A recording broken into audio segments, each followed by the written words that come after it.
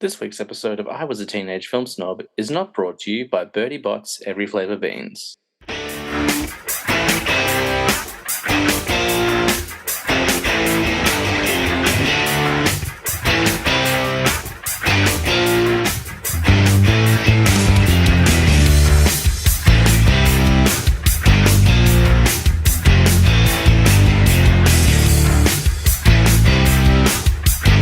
Welcome to I Was a Teenage Film Snob. I'm James Chalmers, your friendly neighbourhood film snob. And this week we're doing something a little bit different yet again. The last couple of weeks we've been doing a deep dive on directors, looking at their entire bodies of work and talking about the films that they've made over their careers. This week we're doing something in the same vein but slightly different, and that's we're going to dive into a franchise, which is something I've always wanted to do. We're always doing lists on this show. It doesn't matter what kind of list it is, we always end up doing a list of sorts. But before we go into the next major topic of the show, I've been just trying to do a few different things. And this week, as I said, is a franchise of films. So to kick it off, I'm going with a very popular franchise, one that's really dominated the theatres for the last 2 decades. It was a well-established book series before then, and you can probably guess what it is already by the way I'm talking. And I'm sure the title of the episode, which is as yet undecided, will probably give it away as well. But in order to talk about this franchise, I had to bring in an expert, someone who knows more about it than I do. And before I met this person, I thought I knew everything there was to know, but they, make me look like a chump, to be honest. So welcome back to the show, my lovely wife, Tina. Hello. Welcome back to the show. And really there, just Homer Simpson says. Do you know, it's funny, like when I was all day I've been thinking about the show, I was like, oh, my intro will be welcome to a very magical episode of I Was a Teenage Film Snob. You didn't say and then I forgot to say it. Like, and even before, when I was drinking my water and getting I was like, oh, magical episode. Yeah. And then I forgot. Yeah. That probably gave it away. We're going to talk about, of course, the Harry Potter films. Yeah. Today. But before we jump into that, how are you? You haven't been on the show in a little while. Yeah, no, I haven't. Been very busy with work. Back to the old grindstone. Mm-hmm. I've been okay. Mm-hmm. I know this is a silly question because I know your personal life pretty well, but have you been watching much lately? No. I watched Beckham. The docu-series? Yeah, the docu-series. That was really good. Couldn't stop thinking about it. Because I couldn't watch it all 4 in one go because that's not the season of life that I am in at the moment. Of course. I had to watch it in little pockets and stuff like that. But I was like, oh, so interesting. And I'm definitely not a, English Premier League fan. I do know the English Premier League. I do know Man U because I am a fan of Man U, and George, my brother, is a fan of Man U. I think people from our era are all familiar with Man U because their rise to fame and success was during our childhood. Yes, so, yeah. That's exactly right. Couldn't escape that red jersey. Yeah, no, exactly right. But I didn't know about England not getting into the final of the World Cup and the kind of hatred that Beckham got and everything. I knew more of the salacious stories of cheating and stuff like that. I knew more about Victoria and everything. But no, that was really good. I saw one review and they were like, basically, if you want to see a documentary about Jamie Tart, this is it. Yeah. Jamie Tart from Ted Lasso. Yeah. I just thought about that. I don't know if you remember. I was watching Bob's Burgers before. There's a Ted Lasso joke in that. Well, you were watching some movies that probably since the last time you were on, you have watched some movies. We did all the Harry Potter films. Yes. And we did all the Lord of the Rings films. Yes. And all the Hobbit films. Yes. And we've almost watched all the Star Wars films. Yes. And I wasn't planning to do episodes on those franchises at the time, but as we're watching through them, I'm like, we should really talk about these franchises. Yeah. But let's jump into some Harry Potter talk. We won't go to the movies just yet, but I've been basically a lifelong Harry Potter fan. I first read the books when I was in 5th grade. So 5th grade, grade 5. I know. I will in my job. I work with Americans, and they say 5th grade, so I keep grade 5. Yeah, in grade 5. So I would have been 10 or 11 when I first started. Waiting for Hogwarts. I was waiting for my Hogwarts letter as I was reading those books. And it was a book that I refused to read for the longest time because I was reading this sci-fi series called Animorphs. Which is fantastic. So fun. The fact Animorphs is so good. The fact they've done nothing with that property since the TV show in the I thought they 90s. were coming out with another TV series of it, weren't they? I don't know. I haven't heard anything. Oh. But it is such a great franchise. Like, there's definitely a lot to play with, and like especially now in the CGI we have now. Oh yeah, like you could do it so would be much with so it. good. Yeah, absolutely. Like kids, like teenagers and tweens would absolutely like love Animorphs. I am surprised that like during the Harry Potter years, especially the later Harry Potter years, the Hunger Games years, the Twilight years, when all those like YA novels are getting turned into movies, I was like, you have 60 books. Yeah. You could just take the first 10, and condense into one movie because they're pretty short books. Like you could just do you could do that in one movie, and if nothing happened from it, that's fine. But they got so much material to play with. Yeah. And like there's like time travel stories, and there's like origin stories of the different characters in the universe. Yeah. So there's so much they could do with it.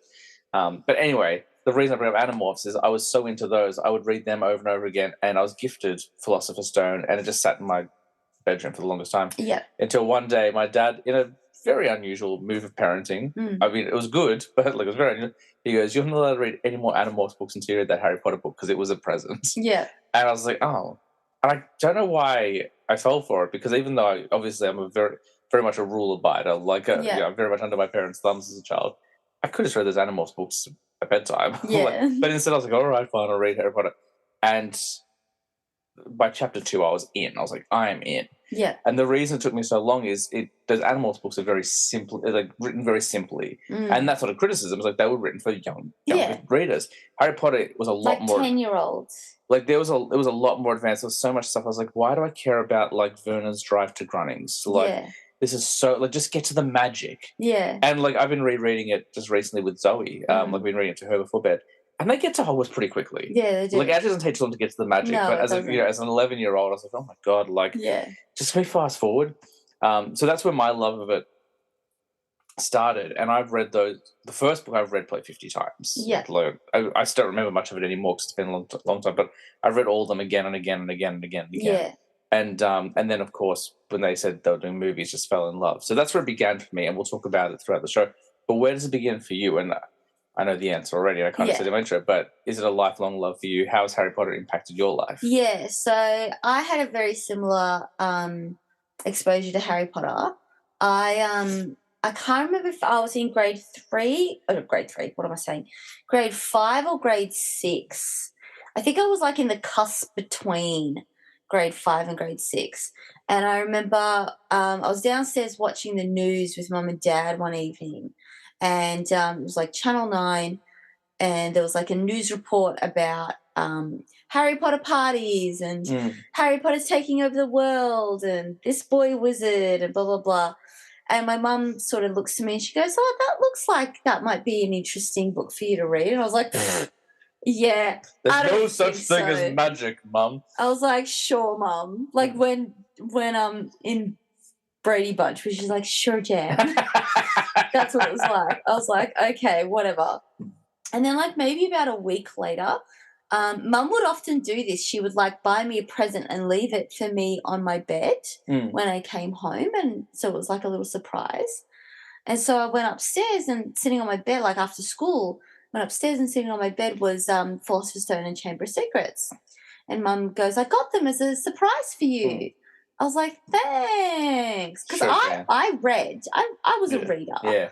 And Mum knew I was a reader because before that I was reading Chronicles of Narnia. Wow, that's pretty. I've still never read the Chronicles of Narnia books. Well, I was a reader. When I say reading the Chronicles of Narnia, like my auntie Gwen would always give me a $20 Collins gift voucher for my birthday and for Christmas, which was like good gift, the best gift. Yeah, like $20, especially then, would get you a lot of Collins. And I'd go to Collins, and there was Chronicles of Narnia. The BBC version I watched, and then I borrowed the library book from the library of Lion, the Witch and the Wardrobe, and I was reading that. And so then I went into Collins, and they had the big omnibus of it, and it was like $35 or something. Gee, that's good. Yeah, and I had the $20 voucher, but obviously I couldn't cover all of it. And I was like, please, Mum, please let me, please pay off the rest of it so I can have this. And it was thick book. It was as thick as Order of the Phoenix. Well, we got it. Yeah, we've got it. It's massive. It's a massive book. Is this not funny? I'm like, I've never read it. It's on our bookshelf. Yeah. And Mum goes, Tina, you're not going to read that. I'm like, yes, I am. I'm already reading Lion of the Witch of the Wardrobe. Please. She bought it for me. I only ever fucking read Lion of the Witch of the Wardrobe. I started reading Magician's Nephew, and I could not fucking do it. I just couldn't do it. So I was a reader, but I wasn't a devourer. Was that just a book about Dudley? Reader. Yeah. Yeah. Pretty good joke. Pretty good joke. That's why I didn't like it. He's a muggle. Yeah. So anyway, Mum got me these 2 books. And so I was like, okay. And so I read them out of guilt of Mum getting them for me. Mm. And I read Philosopher's Stone, and I was like, that was pretty good. Mm. But it was it was fine. Yeah. And then I was like, I guess I should read Chamber of Secrets to just sort of not feel so bad about not reading the books that Mum got me. And Chamber of Secrets was actually the book that got me in and sucked me in. And I was like, oh, my God. And then I just read on a loop Philosopher's Stone and Chamber of Secrets, like literally on a loop for an entire year. I think I read them about between 50 and 70 times. Yeah. And then I remember Prisoner of Azkaban came out, and I went again to Collins bookstore, and it had just come out. And I was with my yaya, and I was like, Yaya, you got to get me this book. Please get me this book. And she was like, are you going to read that? It looks pretty long. I was like, I'm going to read it. So and she's like, I remember Chronicles of Narnia. Yeah. No, that was Mum. Yeah. It became a story in your family. Like, so she got it for me, and then it just kept going from there. But yeah, and I remember like for book week because this was way before the movies came out. This was just the books were in existence. And I was in grade 6. So the movie came out when we were in year 7. Mm-hmm. So I was in grade 6. There was no Harry Potter memorabilia. The only Harry Potter memorabilia in inverted quotes was like colouring pages that I printed off from the internet using dial-up internet. I think. And like K-Zone magazines that were promoting the movie before it came out. I'm trying to think whether it was grade 6 or year 7, but there was a poster. Yeah. And it was of them in the boats. It was them from behind as the sailing. I had the poster. Yeah. I remember because my story is very similar. So I read, as I said, like I got the first one. I got 2 and 3 for the following Christmas. So like they came out, and then in grade 6, I went and picked up Goblet of Fire day 1. Like I went and picked it. I can't remember what happened with book 5. I remember I picked up book 6. I was working at Video Easy, so I would have been 17 at this point.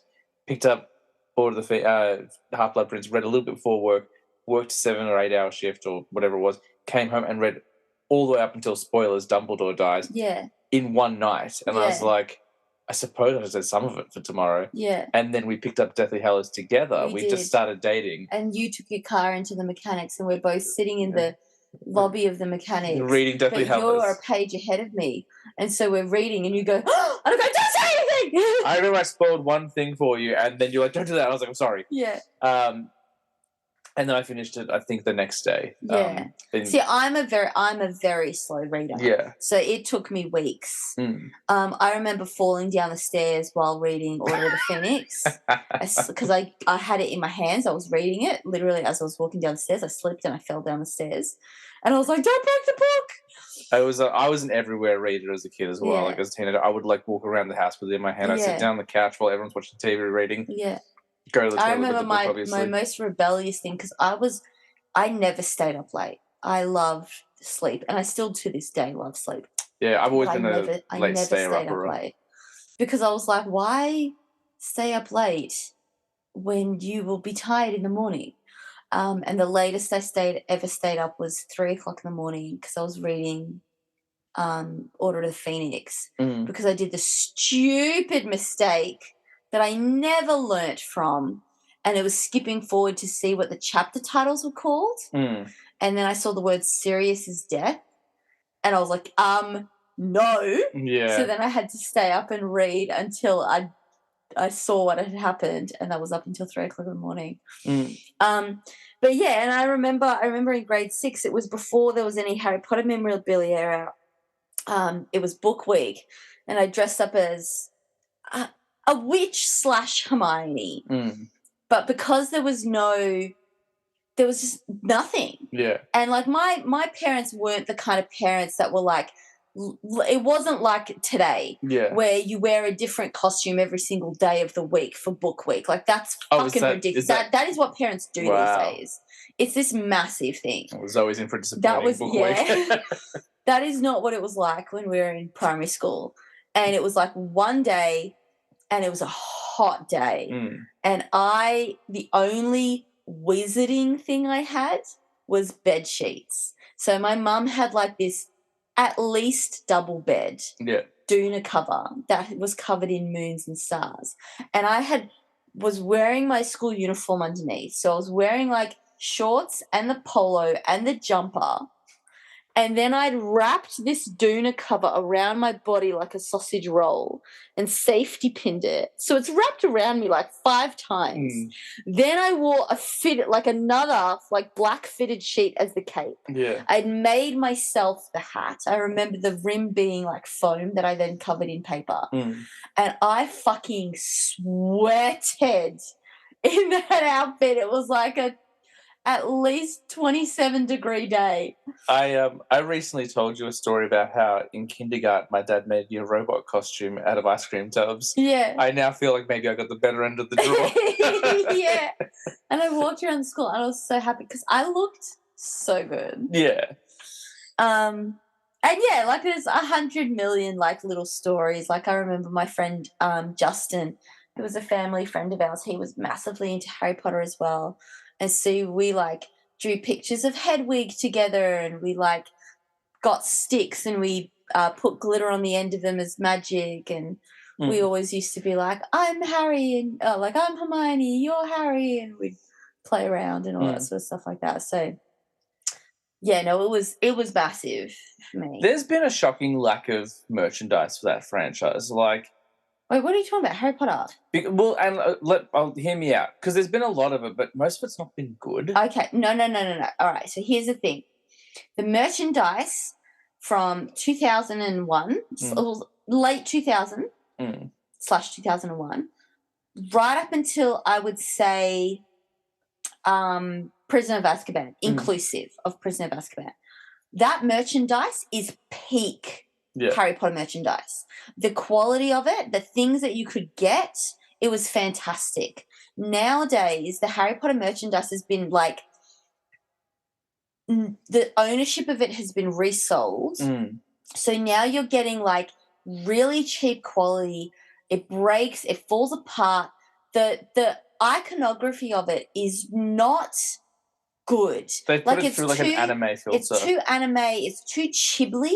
Yeah. Like if you look at a Hogwarts crest logo, it's like this cartoony Ghibli sort of like Harry, and I'm like, no, like look at the original 2001 just before the movies, just pre-movies merchandising, the way that they've animated Harry, the way that they've animated the logos and stuff like that. It looks so good. Like we have an entire bookshelf in our living room. But that's all my Harry Potter memorabilia.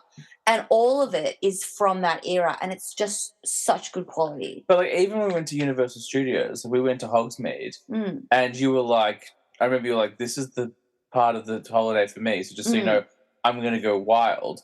And you went then, you're like, due to the lack of availability, I will not be going wild. Yeah. Like you bought some stuff, but it was like a load of stuffed owls and stuff, and it was very like, for Universal Studios, which was meant to be like the... Yeah, I think it depends, because when I went to London with Mum and we went to the Warner Brothers tour, the Harry Potter, the actual at Leavesden Studios, I spent like £600. Yeah. Like I bought everything. You were like... And it was good quality stuff. You were like me when I discovered HMV. Yes. I was just like, every Blu-ray. Like all the stuff, all the official merchandise that comes from Warner Brothers is like peak. Yeah. Is mint. Maybe just then it was just like just what they had in the stores then. I was just because that was at Orlando. No, that was not Orlando. That was at LA. Yeah. And so maybe they just didn't have the things I was looking Yeah. for. But also you got to remember at that point, I have everything. I've Yeah. got a Harry Potter watch. I've got Harry Potter. Like I've got it all. Mm. So it's kind of like, well, am I really going to buy a fifth Slytherin watch? Yeah, for sure. But I also feel like they've done so little with it, like with the entertainment side of things. Like they've made a video game based on every movie. Yeah. I really think they should have video games based on the books. Like that would have been a lot more comprehensive. The closest we got was the Philosopher's Stone game, which is not really based on it. Oh my god, I love that game. I'm talking about the PS1 one. I know. I'm talking. Yeah. Oh, Harry! Where's the skill drills? Yeah. I love that game so much. It's great. I want to bust it out again. So much fun. But like, if you think about it, they're just in video games. They've done 8 movies, and that's it. I know they're doing a TV show now, but like, why didn't they do an animated series? Why? Like, because you don't have to do that based on the books. You can just tell like stories like of them in class and things like that. Like the way they did DC Superhero Girls, so they've done like I just feel like it's been such a they recently like Warner Brothers came out recently like, oh, we really underutilized this franchise, and people are like, what are you talking about? Like Fantastic Beasts, and it's like, no, you don't understand. So like, if they really utilize this franchise, we wouldn't have 8 movies. We would have the 8 movies, and then we'd have all these other things for different age levels of fans. So like, yeah, that's the thing, different age levels of fans. Because like Zoe, for example, I'm not saying that they should be targeting 3-year-olds, but we let Zoe watch stuff that maybe she's probably a little bit young for. Like, well, she's watched all the Harry Potter movies, but she's not. Oh, okay, she hasn't watched 7 and 8. She hasn't. I think she's watched 1 to 5. Yeah, 1 to 5. But she's watched them very curated. She's watched the Ron cut. Like we're talking maximum 45 minutes. Yeah. But like she watched, because I'll watch her like superhero cartoons and stuff. Like she loves Spider-Man. And it's like she's like, oh. And there's Amazing Spider-Man, there's Spidey and his amazing friends. There's Ultimate Spider-Man. There's so many Spider-Man.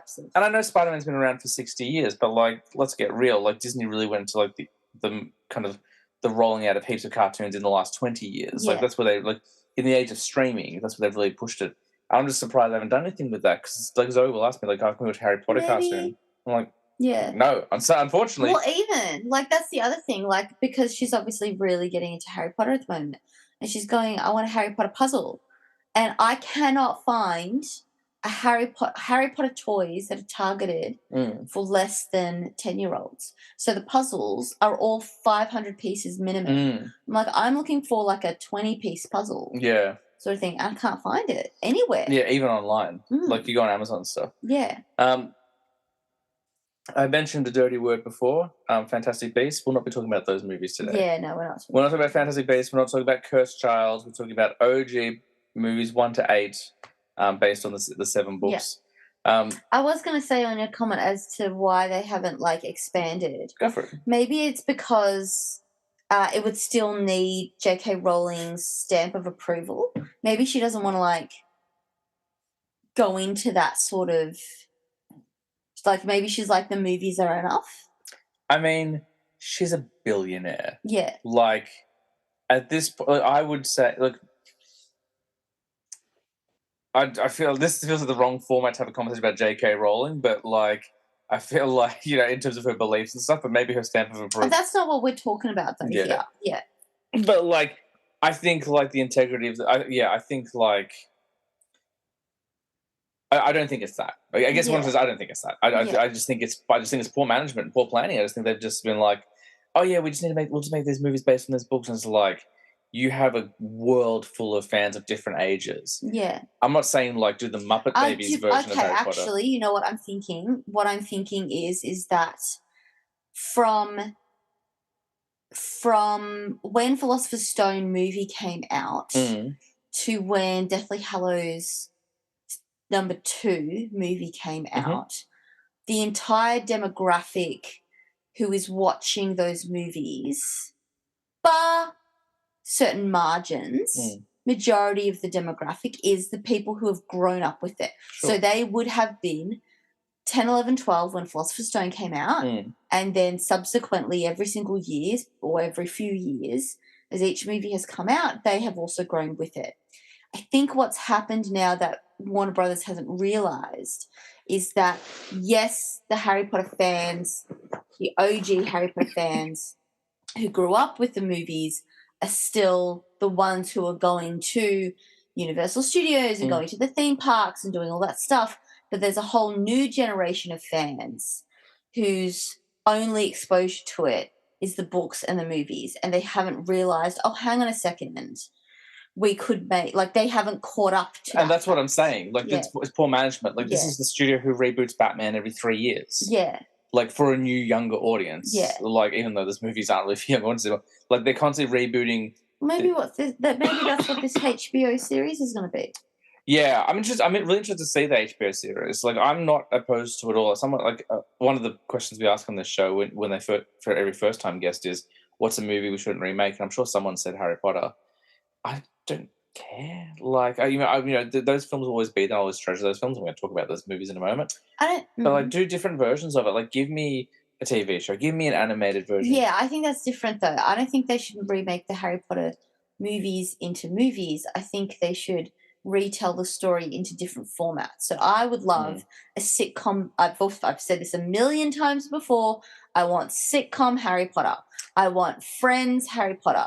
Give me like, it's an open-ended sitcom. It's like Seinfeld. It's like, Friends. It's like How I Met Your Mother, and it's just them in the common room, and they're going to class, and Peeves is causing havoc, and magic is ruling the school, and there's no like plot to drive the series. It's literally just it's like The Office. It's just an open-ended sitcom series. Do you know what I want? And 5 years ago, I would have been 100% opposed to it, but the Harley Quinn cartoon proved it can work. Give me In-Betweeners at Hogwarts. Yeah. Like, give me like a raunchy... Maybe for me, but no, I don't want it crass. I don't want it crass. I don't want it raunchy. And the reason why I'm saying that's why I had to reference the Harley Quinn thing, because when they announced that they were doing a comedy with Harley Quinn, it was going to be like an adult one. I was like, don't do that. It's not going to work. That's a terrible idea. And I watched. I'm like, this is genius. Like, it works so well. But also, if they do that, you don't have to watch it. No, that's true. Yeah. Yeah, I know. But I think I think that would be, because that's so opposite anything they've done before. So like, that's how you keep it fresh, and that's how you keep it from like, kind of churning out the same sort of thing. But like, you can do the Friends version, you can do the How I Met Your Mother one. You can still get away with like adult jokes and stuff without going over. I understand, but I would like I don't need Neville Longbottom talking about Clunge. No, well, I'm not even saying it's those characters just set in Hogwarts. Yeah, and like, they're going to be like Slytherins. Yeah, or they're going to be Hufflepuffs. Like just Jay. Jay Finch Fletchley. Well, no, Jay from In-Betweeners is a Hufflepuff. Like, he thinks he's a Gryffindor or Slytherin, but he's definitely a Hufflepuff. Neil's definitely a Hufflepuff. Oh, Neil's a Hufflepuff, all right. And like, Will thinks he's a Ravenclaw, but he's a Hufflepuff. He's a Hufflepuff. Like, do you know what I mean? It's like already it writes itself. Yeah. Shall we talk about some movies? Yeah, sure. So we've been going for, I think, about 40 minutes. So, alrighty. So first movie, Philosopher's Stone, comes out in 2001. Yeah. I don't know what it's like for you, but I am pumped. Oh, yeah. I am so amped. Like, the trailer dropped on a website. Well, there was no YouTube in 2001 for people listening. Like, YouTube was not a thing yet. And the internet, like, I think I was still on dial-up internet. Yeah, I was, because I specifically remember that day. And it took about 4 hours for the trailer to load. Yes. And I remember seeing that goddamn train. Yes, I was about to say the train. Yes. Like, and then it would stop, and then you'd play it again, and then one more second would have loaded, and half an hour. I was just like, there's no such thing as magic. Yeah. Like, over and over again. Back, like, this was back when you would wait for, like, they'd be like, the trailer is debuting. And did you watch it on, and it was a tiny little square? Thumbnail. It was so small. It was a tiny, like, little QuickTime video. Yeah. And I'm sure you could have full screened it, but that would have crashed your computer. No, it wasn't. Because I remember trying. But yeah, this was a time when you want to see, if you want to see a trailer for a big movie, they were either putting it in front of a new release in cinemas, like what they did with the, I think it was the Phantom Menace trailer they put in front of a movie, and a lot of people like, or like, it was like, the trailer's going to debut on 60 Minutes, or like something like that. And you had to sit through a bunch of stuff you didn't care about to watch it. I think I saw the flick 3 times in theaters. I I remember I actually don't remember the first time I saw it in cinemas. I used to remember it. Mm. I used to remember the first time I saw it in cinemas. I remember the first time I saw Chamber of Secrets because I dressed up as Hermione. Um, I remember the second time I saw Philosopher's Stone in cinemas because we went as a school Mm. and we went at the end of year program. I think I either saw it twice or three times. Mm. I think I saw it technically 2.5 times because I had a soccer game. So we're like, we got some time to kill. Should we go see Harry Potter? Oh, I think I saw it the first time with my friends from high school. I think that's when I first saw it. Yeah. Mm. Mhm. Yeah, I had a soccer game, so I went and saw. We were like, we got some time to kill. Let's go see Harry Potter until soccer starts. Yeah. I think I ended up being late for the game. So like, yeah, just 5 more minutes. Like, it's Yeah. really Yeah. good. Yeah. So obviously had huge shoes to fill. Like, I was like, this Mhm. is gonna, Yep. and this is like, they did filmmaking different back then. Like Mm. right now, like if a film doesn't hit a certain kind of pay figure, it's like we're not going to make any more of these. Yeah. Like movies now get like one chance at the box office opening weekend. If they don't hit their numbers, franchise is dead. Yeah.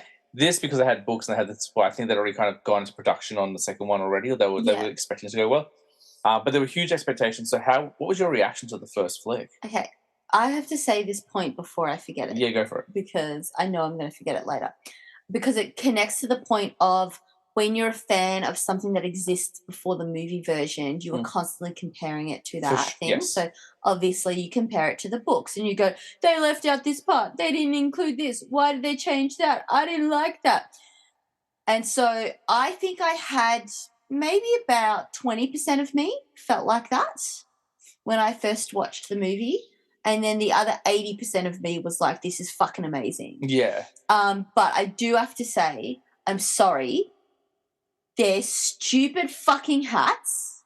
Yeah, the ones with no brims. The ones with no brims Yeah. that they never wear again. Yeah. I'm like, excuse me, what the fuck is the point of that? Yeah. And I'm like, how do they even stay on their heads? They only wore them for the last scene. They never wore them again. And I was like, I think my biggest issue when I first watched Philosopher's Stone was with the uniforms. Because can I raise a point with you that nobody else has ever raised? And I thought this back then, and I especially think it now as a parent. When they go to Diagon Alley, Yes. they buy a set of robes from Madame Malkin's, right? Yeah. Oh, yeah, I know what you're going to say. You know what I'm going to say. And so they wear these robes to Hogwarts, and they're the ones with the black tie with the Harry Potter crest on them. That they've spent probably, 20 galleons on? Like it says it somewhere in the book how many galleons it is. I can't remember. There's a lot of admin in the books. Yeah. And then on their first night, when they get sorted, they go into their Gryffindor houses and they're given brand new uniforms. So why the fuck did they have to spend all that money on these uniforms that they wore for one day and that they never wear again? Yeah. That pisses me off so much. If I was a parent of a child who went to Hogwarts, I would be like, what the fuck? Like, seriously, you can't, just magic your cloaks different? Yeah, yeah. Do you have like a tie-dye spell? Yeah, because in the books, they don't wear a uniform. Yeah. In the books, they wear casual clothes, and then they wear their cloaks over the top. Yeah. And all of the drawing animations pre-movies has them like that, wearing jeans, wearing a top, and then they have their cloaks over the top. Yeah. And so I was like, the fuck are these uniforms, man? And then you add, at the very end, these stupid little felt hats that looks like the little gnome hat that Bluey's dad puts on her head in Magic Xylophone, which we watched this morning. I was like, nah. But besides that, and besides like little bits and pieces that they obviously change, they have to because it's for a movie. I've been reading the first book, as I mentioned, and what they've done most is they've moved dialogue from kind of ancillary characters to other characters. So like, a little bit like there's certain like the whole like, there's I think it's Ron talks about how Slytherin, bad wizards have come from Slytherin. Yeah. Hagrid says in the book, but for like Yeah, time they kind of That's right, exactly. and they I think the biggest grievance I had was the Norbert storyline. yeah, I was just thinking because they cut the midnight duel, which is actually Which is is fine. Yeah. But they do cut the like you see Norbert, but there's no real kind of like it's just there's a and one then line, on the same night, basically. Like it's not the same night, but it feels like but it feels like the same night. They then get sent into the Forbidden Forest, and it's like Norbert's sent away to Romania, and you're like, oh, okay, so that finished really quickly. Yeah, I think like aside from that storyline, it's pretty well executed. Like Chris Columbus did a great job. And we'll talk about Chamber of Secrets, but I found out a few years ago that apparently most people, apparently the opinion is Chamber of Secrets is the worst of the franchise, which I hard disagree with. Chamber of Secrets is up there with one of my favorite movies. Chamber of Secrets is my favorite one out of all of them. Actually, I think it is my favorite one as well, yeah. I think Christopher Columbus did such a great job setting up this world. Yes. And the problem with the franchises, and we'll talk about this as we go along through the movies, is unless you're going to get the same director to carry on through all of them, you're going to start seeing changes. You're going to start seeing weird decisions. Yeah. I'm looking at you, Prisoner of Azkaban. Controversial. Yeah. I'm looking at you. I think the thing is that the thing that I really enjoy, this is going to sound, it might sound weird, it might not sound weird, but I think the thing that I really enjoy about Philosopher's Stone is I really enjoy the colour palette. Yeah. The colour grading and the colour palette of it is exactly taken out of your imagination and put into film. Like if you had started Philosopher's Stone with the colour grading of Prisoner of Azkaban, or God forbid any of the David Yates ones, I really do. You would be like, the fuck is this? I actually really like the David Yates ones. 4, 5, 6, and 7. Sure, yes, but not for Philosopher's Stone. Fair point. Like Philosopher's Stone needs to be those rich reds, those golden yellows. The creamy middles. But do you know what I mean? It needs to be that. And I was really pleased to see Hogwarts, because I think that's the biggest thing. Everybody was like, what's Hogwarts going to look like? You know, how is that going to feel? And I really think they hit the nail on the head with the way that just the corridors look and that sandstone. You know, it's not this cold, drafty, Pardon me, grey castle. It's this beautiful, warm, homely castle. It's filled with magic. It's filled with adventure. And there's so much, so much of the sets and effects are practical. Yes. Which they steer away. Obviously, there's certainly Fluffy has to be CGI. Oh yeah. Certain things have to be CGI, but even and again I'm cutting here, but even having the mandrakes as props. Exactly, as props. So much of it was not CGI. The slugs that came out of Ron's mouth in Chamber Strawberry, of Secrets, banana. Exactly. You know, so we all saw that Oprah interview. Yeah, we all. Oh, I had that Oprah interview taped. Yeah. Again, it's pretty YouTube. Yeah. Okay, so it's our first time seeing Harry Potter on the big screen. I think aside from what Hogwarts going to look like, the biggest question on everyone's minds was who's being cast in this film. Yeah. Obviously, you have to cast unknowns for the students. So I actually have no problem with any of the casting of the kids. No, I don't. I remember before the movie came out, I printed off a list of the cast members and I had memorized it. Yeah. And I couldn't pronounce Warwick Davis's name. And my mum said, I was like, how do you say this name to my mum? And she's like, oh, your Auntie Gwen's brothers is that name or something like that. So you can ask her. So when she came over, I had the list that I printed off IMDb. Yeah. And I said, how do you say this name? And I knew, you could be like, who plays Ollivander? And be like, John Hurt, and all this kind of stuff like that. Who plays Madame Hooch? Zoe Wanamaker. I had no idea who the fuck these people were, but I knew their names. So let's jump into the teachers, because I think that casting is more interesting. Yeah. Because that's where you get your established actors. Is there anyone in there you feel like either the first time you watch it or even upon reflection 20 so years later, you feel there's a miscast, or are you happy with all the teacher casting? Is there anyone you kind of like? Probably actually Dumbledore. Yes. As Richard Harris he's just a bit too old. Too feeble. Too feeble. When you look at the cover for Half-Blood Prince, and you've got like flames above Yeah, Dumbledore. You're like, when's yeah. Richard Harris doing this? Mm. Yeah, I prefer Michael Gambon. Michael Gambon's my Dumbledore for sure. Even though, But then I watched Michael Gambon in Prisoner of Azkaban and Goblet of Fire, and I'm like, dude, you're so like chill, like take it down a notch, man. Sometimes I'm just a bit like, I don't know, but then with Richard Harris, I'm also like, I don't know. I think like, well, no, I think that comes down to the directors, Yeah, because like, I mean, and we'll talk about Goblet of Fire, like Yeah. we will. Like there was this whole like apparently the director wanted like, there to be very like frenetic, frantic energy in the film. no, I don't even mean that scene. I just mean like there's other bits where he's like really flamboyant, Mm. and then other bits where he's like really moody, Mm. and I'm just kind of like, it feels like he's trying to be a caricature. Mm. Whereas in Half Blood Prince, I feel like that's when we actually see him Yeah, properly playing Dumbledore. that's a great performance, and also like he's a little bit in Deathly Hallows Part 2, like the, Yes, yes. which he said. Whereas like, in Prisoner of Azkaban, he's all like, in their dreams. Like, yeah, good night, good luck. And Zoe started saying that. That's why I showed her that. Okay, so obviously, he doesn't get it right till movie 6 for you. No, he doesn't. So I think who maybe would you have cast? Oh, I don't know, James. Who? Who's an 150-year-old British actor?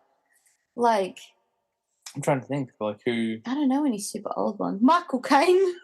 Can you imagine? Yeah. You're only supposed to blow the bloody doors off. That's what I was thinking. Can't bury another Wayne. Can't bury another. Another Can't Batman. bury another Cedric. Yeah, I know. Yeah, like I think all of the adult casting is really good. I think perhaps Alan Rickman for Snape, maybe he was a little old. Like Snape was only supposed to be 35 our age? No. Because he was 21 when Lily died. Because okay. I guess you're right. Okay, yeah. Yeah, I suppose you're right. But like, I don't think Alan Rickman he looks old towards the end of the franchise because he was like in his 60s. But I think like in Philosopher's Stone, he doesn't look too bad. Like, yeah, I think like the black hair and all the black clothing is very. Yeah, Hagrid's perfect. Hagrid's perfect casting. I agree. I'm not 100% sold on Quirrell. Yeah, like give or take. Doris Crockford. Doris Crockford was I can't believe I'm meeting you at last. I think I think like, oh no, you know who the perfect casting is? The guy at the train station who's like 9 3/4. You're being funny, do you? 9 3/4. That is the worst. You couldn't have gone, hey, let's just do another take. He must have been like a friend because he's in the second film as well. Oh my god, and he's so wooden. 9 3/4. Think you're being funny, do you? 9 3/4. Like, oh my god. The most wooden acting. I think maybe as well, and this might garner some hate, and I don't think she's a bad actress, I just don't know if she was the right casting at the time, is Bonnie Wright as Ginny. Oh, no. So here's the thing. She's really good in Chamber. Chamber is fantastic. She's nowhere in Philosopher's Stone, basically. She's fantastic in Chamber of Secrets. She's actually really good in Prisoner of Azkaban. And I feel like she's also good in Goblet of Fire. I think it's not until I think she goes through the Kristen Stewart problem, where as a child actor, she's good. Oh, Kristen Stewart's great. As a teen actor, she's not good. Yeah. And then post-teen years, she goes back to good again. Yeah, sure, okay. Because there's just no chemistry between her and Daniel Radcliffe. Oh, yeah. Like when there needs to be. Like there is early on, but when there needs to be, it's not there. I'm trying to think if there's any other casting in the. They're like, hurry up and talk about the movie. We are. I think maybe I think Quirrell and Dumbledore play the biggest ones for me. Like, I don't think Richard Harris. Quirrell's not too bad. Like his whole troll in the dungeon and perhaps he ought to go. Like no. You know what? I veto what you. Veto? I disagree with what you say because that last scene where he's like, I tried to kill you. Oh, Like- when he's doing a really big performance. Yeah, I thought that was great. That's Yeah. what you needed from that villain. What is this magic? Yeah, I don't think he's terrible. No, I think he's good. don't think he's terrible. I just don't know if he's 100% right for the role. Yeah. But yeah, Dumbledore is probably the biggest one, and like he's again like Richard Harris isn't bad. He just knowing because at that point we're 4 books deep. By the time movie 1 comes out, we've read 4 books and Yeah. we've seen Dumbledore do some pretty impressive stuff. Yeah. It's like I just can't imagine this guy doing that. Yeah. Like, yeah. But gripes aside, it's a pretty fantastic movie. Oh, it's great. And holds up really well. Yeah, it really does. And we've watched it a lot this year because Yeah, we Zoe have, started yeah. watching it. I watched it when it came out on VHS and I got it. I watched it every single day after school for a year. Yes. Like the entire year. And I would get home before anyone else, so I wouldn't bother anybody with it. I'd get home before anybody else. Everybody was still at uni or working or whatever. And I would sit there and I would watch Philosopher's Stone the entire way through. And then I would pause it right at the end on the last scene of Daniel Radcliffe. And I'd sit in front of my, no, not waving. It was when he looks up at Hagrid and he goes, "Thanks, Hagrid." And I'd pause it and I'd look in those blue eyes and I'd sit right in front of the TV and be like, "I love you, Daniel. I love you so much." Should we talk about the Easter egg you discovered on your many watches? Yeah, sure. So I don't know if it is legit or not, but it does sound like sounds this. a lot like sounds a lot like this. So if you're going to watch Philosopher's Stone, so after Harry, I would not say if. When? Just jump to this scene. Yeah. Like, and see if you can hear it. Because you pointed out to me, I was like, oh my God, you're 100% right. Yeah. I never noticed this before. Okay, go. Yeah. Like, but do it. Just go check it out on Netflix. It's right at the end. They've just vanquished Voldemort and all this kind of stuff like that. And Harry has just finished having his conversation in the hospital wing with Dumbledore, and he's done his whole alas, earwax, and love, Harry, love, and blah, blah, blah. So Harry walks down a corridor, and Ron and Hermione are standing on a balcony above him. And you got to turn up the volume really, really loud because you hear Ron specifically say he had an erection like that. And I was like, what? And I was in year 7, so I'd learnt what an erection was from sex ed. Thank you very much. And so I remember watching it one day after school. I was like, what did he say? And I pulled it back. I pulled the tape back and turned the volume up. He had an erection. And I was like, he did not just say that. How did they not pick that up? It's very faint. It's very faint. Clearly, Rupert Grint and Emma Watson were just told, just make chit chats. It looks like you're talking until just have a fake conversation. Now, again, not 100% verified. I've never heard anyone else say it except for you. Yeah. But as soon as you pointed it out to me, I was like, yeah, that's exactly what he said. Yeah. And when I point out to other people, they're like, yeah, that's exactly what he said. He said erection in a Harry Potter film, and no one noticed. No one noticed. So if you listen to this, go to that scene, have a listen. If we're wrong, we're happy to be wrong. But if we're right, you have to credit me. You can't just be like, oh, I found this thing in Harry Potter and I totally found it myself. No, I found it. And this is it's going to be stamped with the recording. Yeah. And comment on the post. So come onto Instagram and tell me you heard it. And I'll let Tina know, and I'm sure she'll be thrilled. Great. We had this. Can I just also add on to that? I told all my friends in school about that, and then we watched it back, and they're like, "Oh my God, Hermione smiles because she's like never better," and they're like, "Oh, no erections." So it was really funny. Too funny. Yeah. Before we move on to Chamber of Secrets, are there, aside from the Norbert storyline, are there any other things you wish they had included in the movie that weren't? Oh, what else is there? For me, I think it's Peeves. Oh yeah, absolutely. The entire franchise. I legitimately was having this conversation with my year 7s this week. They were like, Peeves was cast in the movie, and then they cut him from the movie, and I was like, okay, I have to be a part of this conversation. And it was Rick Mayall, which is perfect casting. For those who don't know, Rick Mayall played Drop Dead Fred. He was in The Young Ones. But if you watch Drop Dead Fred, that is Peeves. That is exactly who Peeves is in the book. And it was such a that to me is maybe there are a few character omissions. I'm looking at Winky. I'm looking at Winky's not in Philosopher's Stone. I'm talking about the franchise in general. Okay. I'm talking about Winky. I'm talking about Spew. Ludo Bagman. Oh yeah, Ludo Bagman. That would have been great to have Ludo Bagman. Like there are some big characters that get. Well, I mean, the Quidditch World Cup lasts for like 45 seconds. Yeah. Oh my god. There's some pretty big characters that cut from the film, but like, yeah, Peeves is probably one of the biggest ones for me.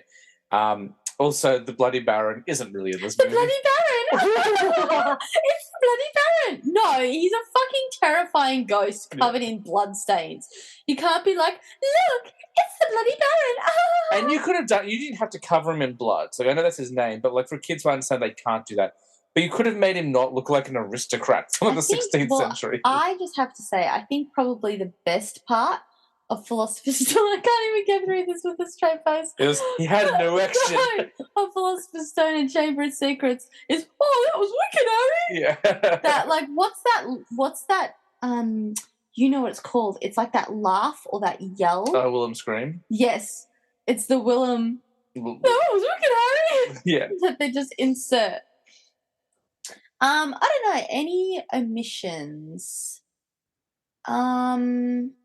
I mean, like, it would have been good to see a montage of Harry doing the magic that he didn't know he could do. Yeah. When Aunt Petunia cuts his hair except for the fringe and then it all grows back. Or the sweater with the bubbles on it. Yeah, and when he jumps onto the top of the roof of the building and doesn't know how he got there. Like, that would have been a good sort of, I don't know how you would have incorporated it. Maybe during when Hagrid's doing his speech of, did you ever notice you could do some things that other people couldn't do? Yeah. It might have been nice to see like a little flashback or something. Yeah. I also, now thinking about it, in the movies, they're like, in the movies, it makes it seem like Hogwarts students go to Diagon Alley 5 minutes before they catch the train. Yeah, that's like true. Every single film, it's like, we'll go and get our books and then we'll get on the train. Yeah. I would have liked to have seen, maybe even just a couple of clips of Harry back at the Dursleys after he's been told he's a wizard. Because in the book, that's quite interesting. Yeah, it really is. How he gets, like, ignored for the longest time. He gets, like, an extra room. He reads through all of his books. Yeah. And he wonders how things work and stuff. And there's a great, moment where Vernon's like, yeah, I'll drive you to the train station. We're going to go in and get Dudley's tail removed. And then, they drop him off. And it's like, I haven't built your platform. See you in a year. Yeah. Like, there's some really good stuff in there. Like, I can see for time why they cut it, because it's a long flick. It's 2.5 hours. Yeah. But that being said, whilst they removed quite a bit, I think it's a pretty good start to the franchise. Oh, yeah. I think so. Absolutely. We're going to talk about this movie slightly quicker, I think. Yeah. So let's jump to Chamber of Secrets, which is, I agree with you. I think it's my favourite film as well. Who do we get that's new in this one? We get Tom Riddle. Tom Riddle, great casting. Yeah.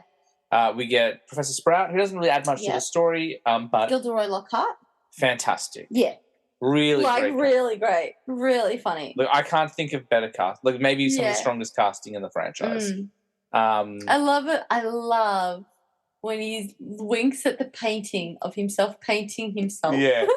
Moaning Myrtle. Moaning Myrtle. Great casting. Who now, ever since seeing that meme of, like, how Moaning Myrtle looks like Daniel Radcliffe. Yeah. Every time I see Moaning Myrtle, I'm just like, you look exactly like Daniel Radcliffe. Dobby. Yeah, Dobby. And I'll tell you what, for a 20-year-old film, CGI holds up pretty well. Yeah, he does. He really does. And that's Toby Jones playing Dobby. Yeah. We get Arthur Weasley, who's new. Yes. Obviously, we didn't really talk about the Weasleys, but they're all really well cast as well. Yeah. I think the whole Weasley family is really well cast. Yeah. Do we ever see? We do see Charlie, don't we? No. Do we never see Charlie in this franchise? We see Bill. Yeah, Bill's played by Donald Gleeson. Yeah. Do we not get? We don't get Charlie. Okay, well, that's a startling omission. Yeah, that's a big omission. Thoughts on Chamber of Secrets? I mean, this is the thing. I think part of 50% of the reason it's my favorite is because in my heart, my love for Daniel Radcliffe, it is peak Daniel Radcliffe. It is when he is his most handsome, his most charismatic. Yeah. Like, this is when I was, like, fully in love with him. Mm. But also I'm 35 and he's 13. Yeah.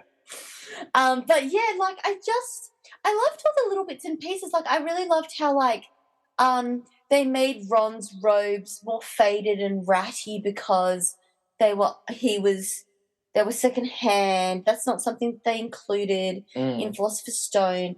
I think they just sort of like things just became a little bit neater, a little bit tighter with this movie. I think also because the storyline is darker as well. Like you've got like people potentially dying and all that sort of stuff. I think that just makes it a little bit more of a murder mystery. I think it's my favorite final battle out of any of the movies, and maybe out of any of the books. Like, if you think of it, for me, like especially considering how elaborate those sets are with the tunnels and everything else, like Harry fighting the basilisk is more interesting than him fighting Quirrell for me. I think it's more interesting that, like, the Sirius Black one, there isn't even a fight, or the certain Dementors and stuff, which is very CG heavy.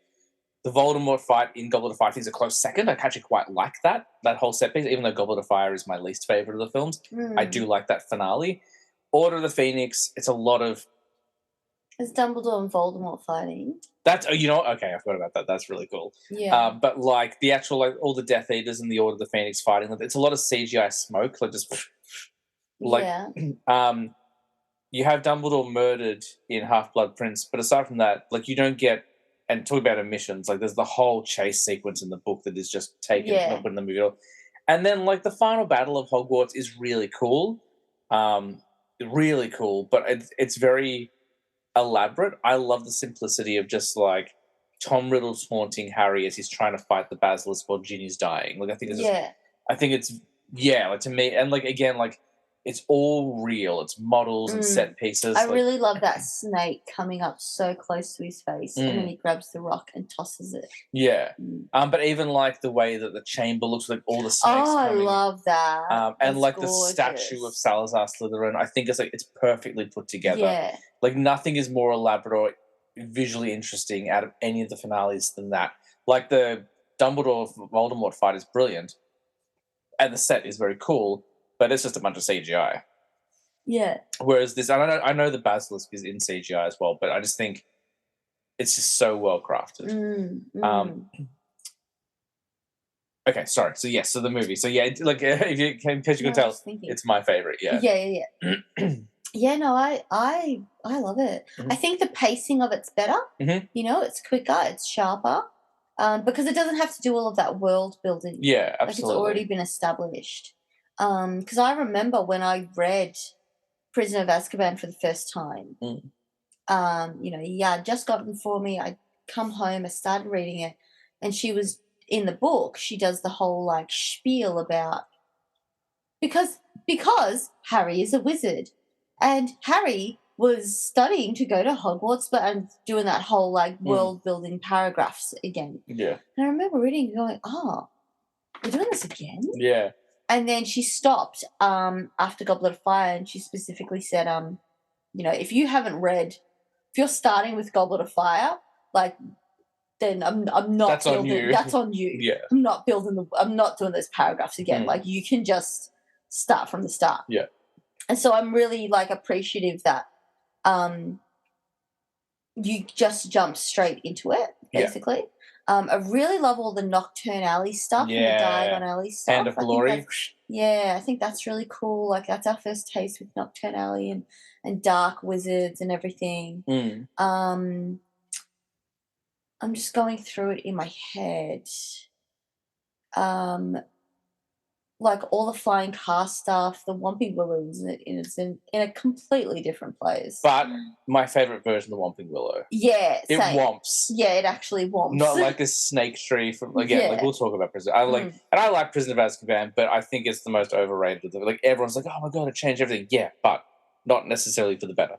Anyway, we'll get to it. And that all the Fort Anglia stuff is great. You know, like. The when they go into and then when they go back into the forest and you've got Aragog and all the spiders and stuff like that. Yeah. And Ron's brilliant in this movie. Oh, it's so much funnier than the first one. Oh, yes, okay. You gotta tell everybody about that. Every time a new film came out, when they treat the children, they were always like, "It's funnier than the last one." God, and we finally got Hermione and James. Mm. That was in Prisoner of Azkaban. Yeah, I'm just trying to think of like other aspects of it. I'm trying to think. The only thing I can think of that was missed that I really wanted to see from the books when I first saw the movie was the Death Day party. Oh yeah, that would have been so good to see. Like Sylvie Maybe goes, it was just too much CGI. yeah, I don't think, and we didn't talk about in the last film, but And John, because you hadn't introduced Peeves, yeah, then Peeves was a really big part of that. and John, we didn't talk scene. about John Cleese's Nearly Headless Nick. He hated filming those. Yeah, so I know. much.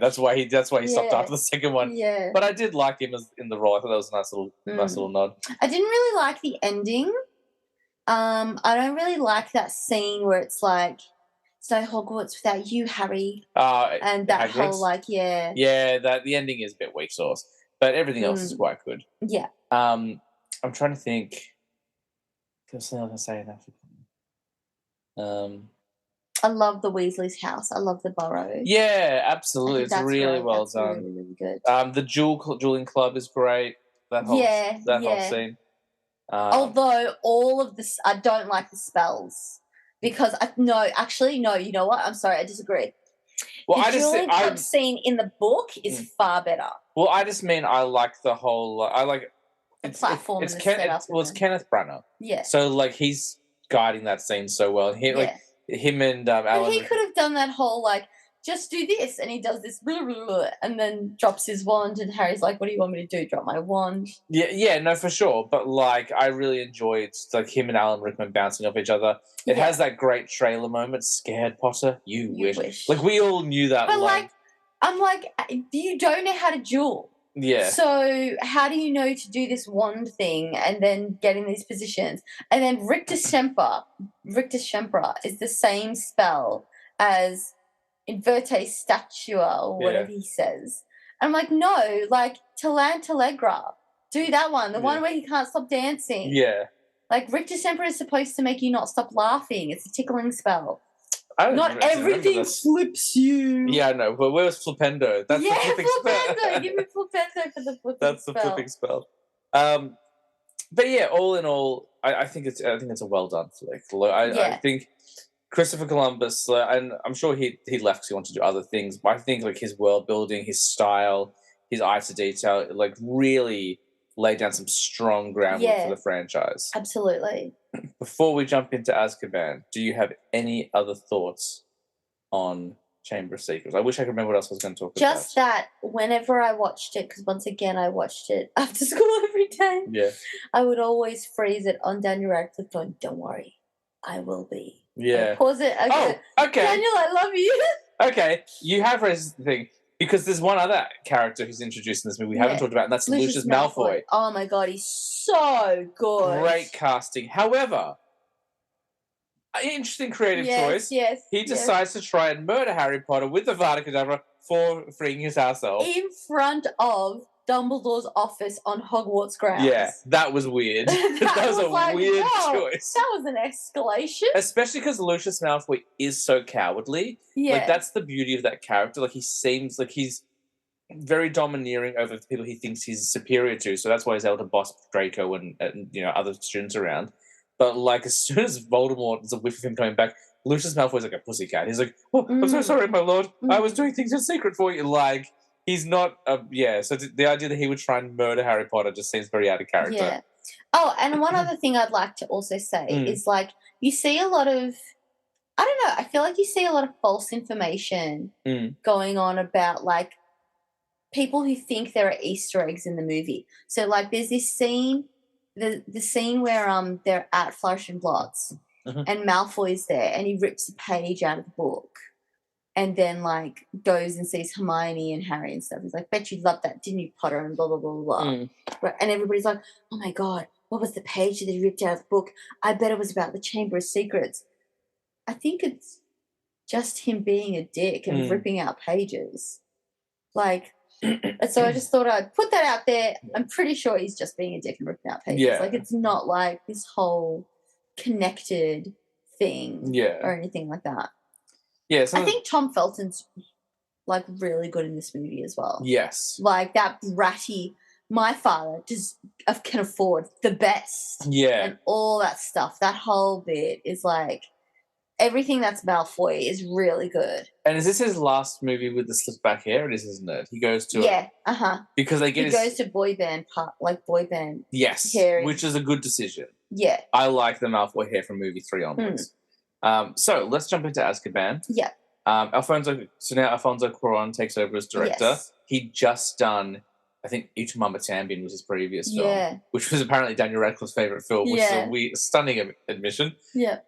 Let's look at our new edition. So we get introduced to Cornelius Fudge for the first time.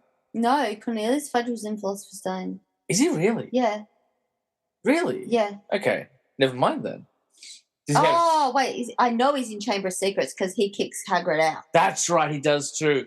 But he doesn't have... He's barely on screen. He's not... No, the reason you can't recognize him is because he has the fucking weird hair. He's got a little ponytail. That's right. He does have a weird haircut. Okay. Yeah. But is he in Philosopher's Stone? I can't remember if he's in Philosopher's Stone. I'll have to think about it. There's no reason for the Ministry to show up in the first movie, so I don't think he is. I don't think he is, but he's definitely Chamber of Secrets. Okay, good catch. Okay, so we're not interested in him.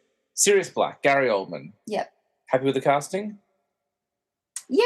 Yeah? Just Yeah, because Gary Oldman is one of those actors who every time I see him, I do not recognize him. Yeah.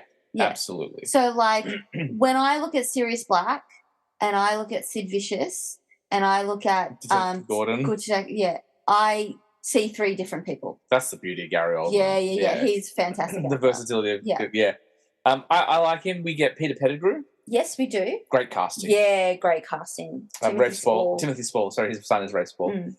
We get Professor Lupin. So yeah, fine. Fine, because I don't know how I feel about Lupin as a character. I've talked about this before in the past. He's great in the third book. He's a great character, but then he becomes not such a great character, as the Wizarding War begins. Yeah, I suppose it is good casting. And you know what? The reason why Lupin plays and feels so great in this movie is because this movie makes so many cuts.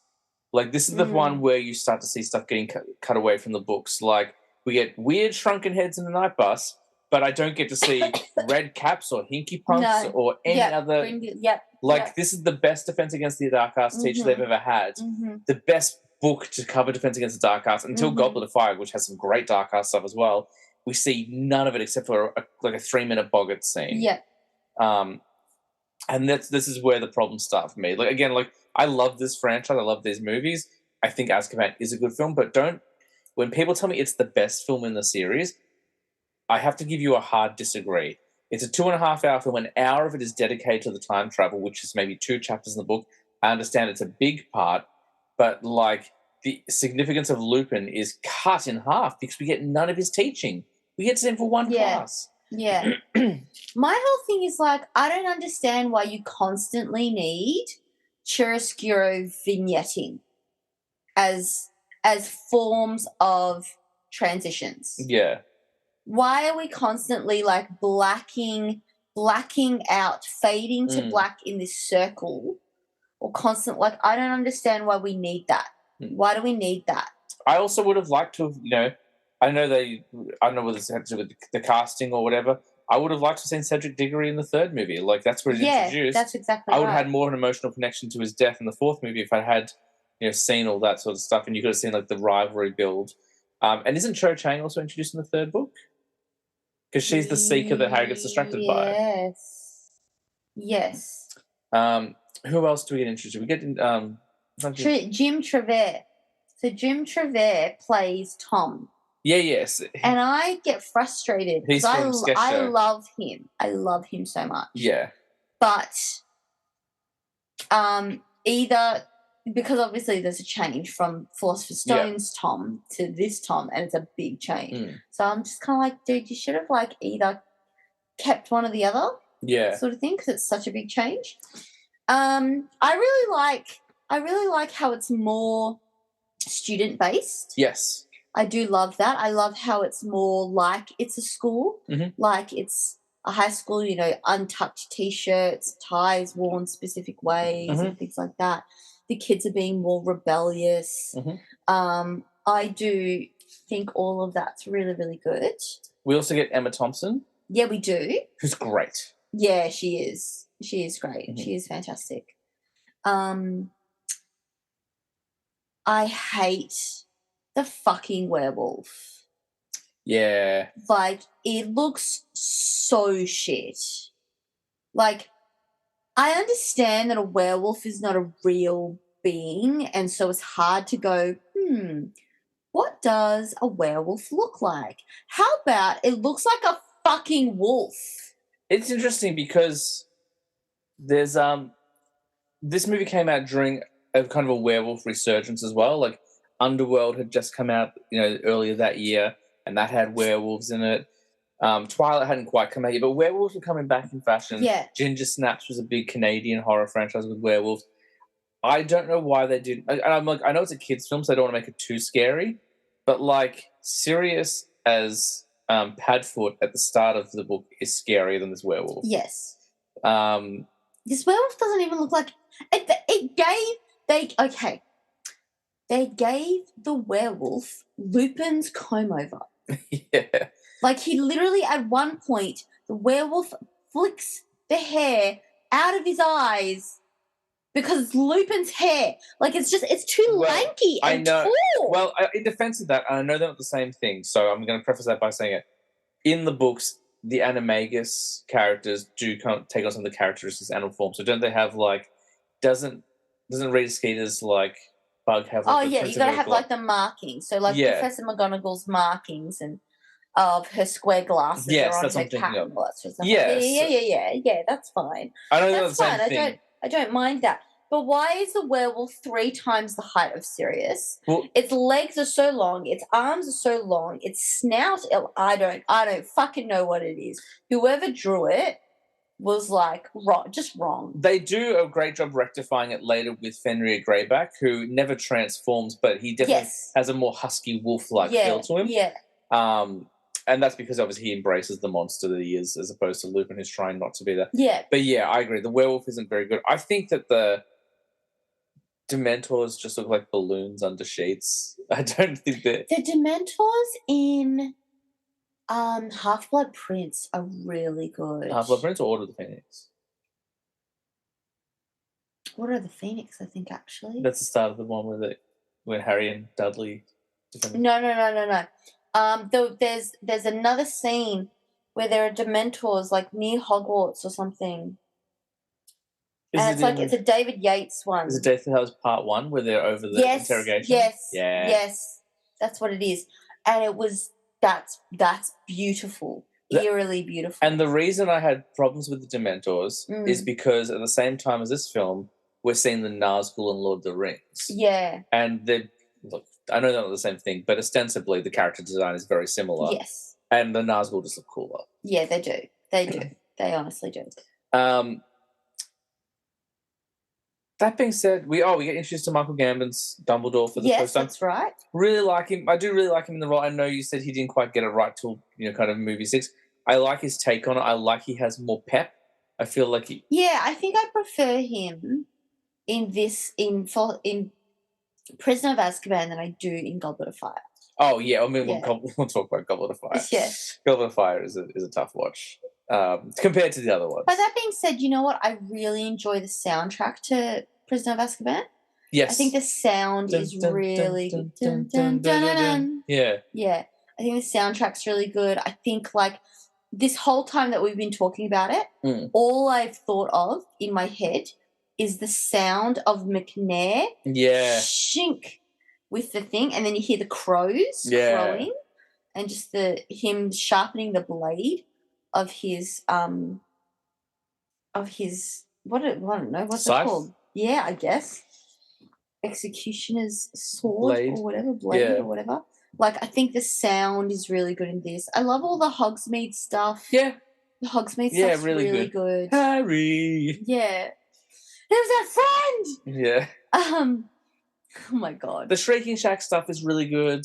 Yeah, the Shrieking That's a good. Yeah, we do need to talk about the stuff stuff is because really good. it's again. I don't think it's a bad film. There's just weird decisions. Like I don't like, and I think because the third book is so creature driven, because you've got all of the dark creatures in Lupin's class, and then you got all the cool creatures in Hagrid's class.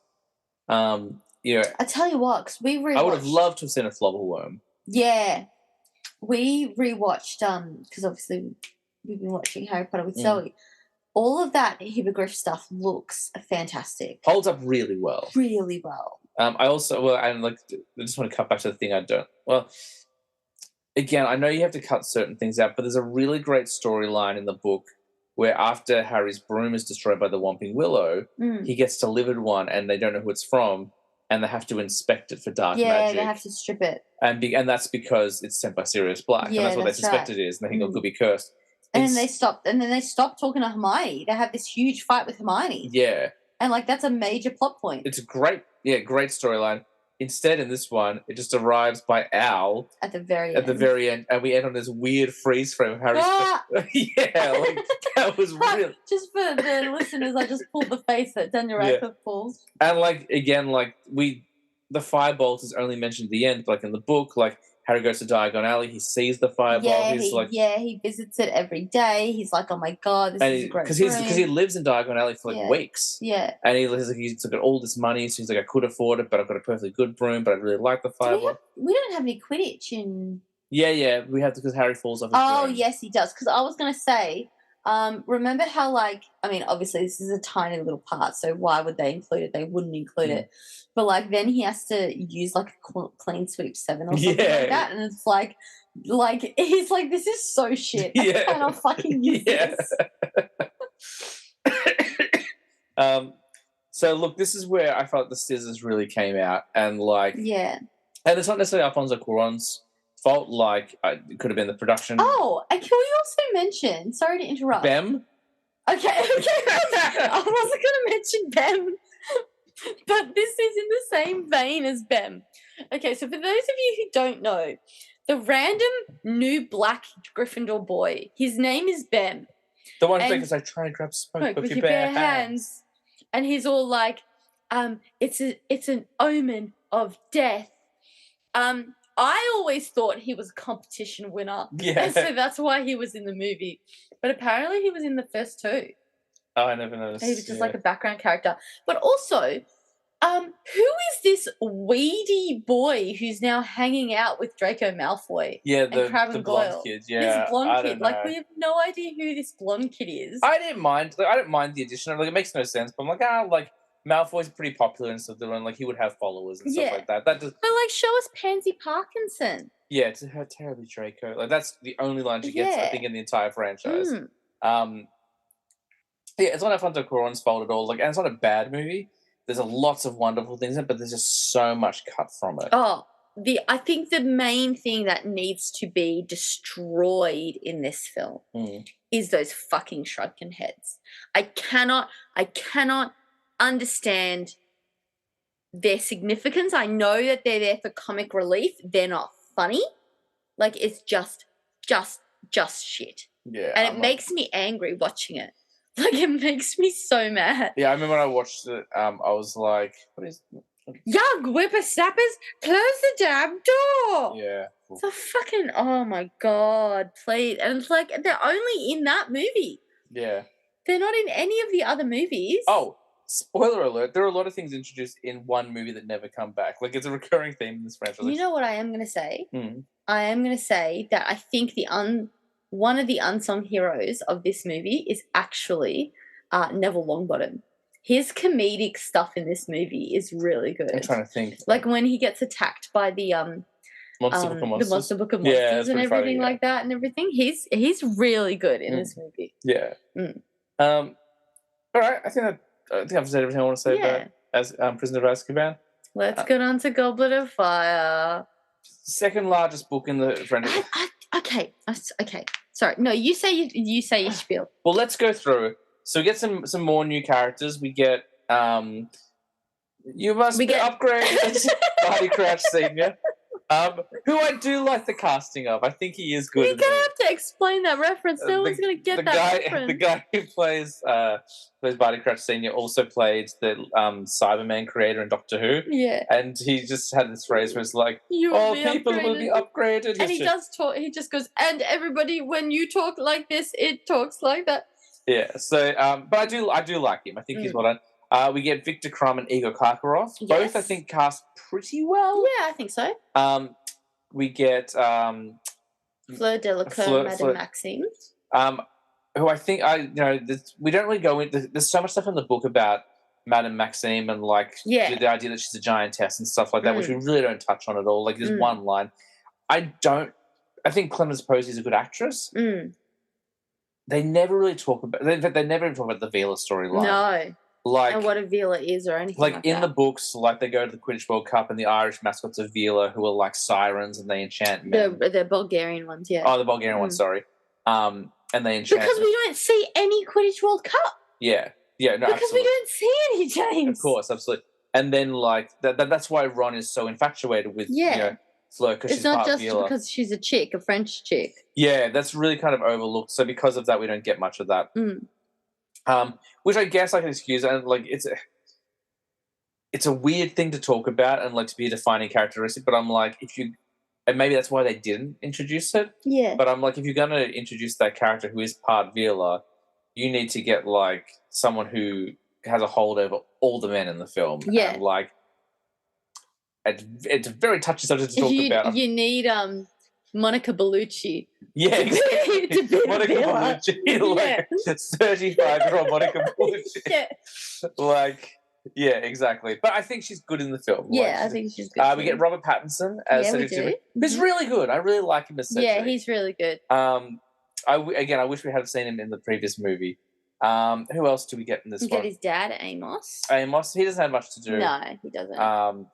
And I wish they had made him more of a jerk, because in the book he's a real jerk. Mad-Eye Moody. Yeah. Best edition. And the reason why I'm so disappointed by this film, and this is my least favorite of the franchise, is the Mad-Eye Moody stuff in the book is so good. Like after Lupin, you're like, well, how are they going to improve on this? And you get this gung-ho like ex-Vietnam vet style like wizard. You get Barty Crouch Jr. played by David Tennant. Yes. Who's really good. Ray Fiennes. Yes, as obviously. Voldemort. Luna's like, I don't like him. He is not the boy. He is a naughty boy, you're right. Do the listeners know Luna's voice? No, but that's fine. Okay. Who else? That must be just about it. We've probably had them in the movies before, but we get Parvati and Padma. Yeah, we get a few more like little side characters. Yeah, I think that's pretty much it. That's pretty much. See, this is the thing. So, like, I don't know. I have this thing where when I watch Goblet of Fire, I go, "Oh, that's why do I think that this is my least favorite Harry Potter movie?" I go, "This is really fun and really action-packed." Oh, Sorry. God, I hate that song. Oh, I like that song. No, I hate it before I go to bed. Oh. But, like, I watch it and I go, why do I dislike this movie? Like, it's really good. Like, the pace of it is great. It's action-packed. It's funny. Funnier than Prisoner of Azkaban. So much funnier than the last one. You know? And I'm just like, why is it that I don't like it? And I can never put my finger on it. And then when I don't watch it, I go, oh, Goblet of Fire. It's because seriously, they cut so much out. Yeah. Like, there's none of the Winky stuff. I know, for those who haven't read the book, Winky is a house elf. She's Barty Crouch Senior's house elf. And she's charged to keep an eye on his son because he knows his son is a Death Eater. And it's so, I can't. It's too complicated. It's too complicated to talk about, but like it's such a pivot, like it's such an important part of the book. So to admit it's really frustrating. Ludo Bagman's a great character in the book. We do get Rita Skeeter, and I think she's well cast. Oh, she's really well cast. But so underutilized. Yeah. And you know, because in the book, like she's writing all these puff pieces and like and that's really not explained like properly. Turning everyone against Hermione because she's like Harry's secret lover, but it's not really. That's just the way she's doing it. And that whole bit at the end where Hermione like blackmails her. Yeah, because she's an anime guy and she's like a beetle or something like that. You get is Professor Grubbly Plank introduced in this one? Was she introduced in the fifth one? She's in the fifth one because she takes over from Hagrid and she's a real jerk. One of the biggest flaws in the film for me is that the maze, which is so cool in the book, because the maze, and they even address it in the movie where he's like, "You'll find no beasts in here." I was like, "Really?" Because I should. Yeah. Because in the book, there's so many beasts. There's a fucking sphinx. Yeah. There's a blast-ended scroots. Yeah, there's so many creatures in there, and nothing in the movie. That's really, and that's the thing. It's not a bad movie, and on its own, if you hadn't read the book, you'd be like, you know what, this is really good. Yeah, but I think in comparison to the book, that's the problem. I think, like even more so maybe than Order of the Phoenix, it's the one that abandons the text the most, and it just, I know that there's a lot to cover, but there are certain things you need to include, as when we were rewatching them this year, and I was like, I don't know how anyone who hasn't read the books follows these movies. There's so much like jumping around. Yeah. My favorite line, obviously not an important line, but when Harry opens the egg, Fred and George say, it sounds like Percy singing in the shower. Maybe you have to that every single time. Maybe you have to attack him while he's having a shower. I think it's a great joke. Yeah. Like, it's a great Fred and George line. Yeah.